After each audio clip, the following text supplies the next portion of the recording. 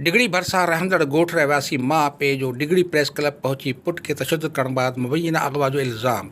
डिगड़ी लग ॻोठ दरिया खान कलोई जे रहवासी मुहर्रम कलोई संदसि घर वारी हकीमा कलोई ऐं भाउ उस्मान कलोई डिगड़ी प्रेस क्लब पहुची प्रेस कॉन्फ्रेंस कंदे मौक़ो अख़्तियार कयो त संदसि पुट 25 साला सलीम कलोई खेर ॾियण लाइ डिगड़ी आयो त मुक़ामी होटल वटि 6 ॼणनि जंहिंमें 3 ॼणा मोटरसाइकिल ते सवार हुया मुंहिंजे पुट सलीम कलोई खे रोके वरितो ऐं मुबैना तशद्दुद करण बाद मोटरसाइकिल ते विहारे अगवा करे विया। हिन इल्ज़ाम लगायो त मुंहिंजे पुट खे तशद्दुद जो निशानो बणायो वियो, मोटरसाइकिल ते विहारे अगवा करे विया। असांजो हिननि सां पुराणो तकरार हलंदड़ आहे। वाक़े बाबति डिगड़ी थाणे ते दरख़्वास्त जमा कराए छॾी आहे।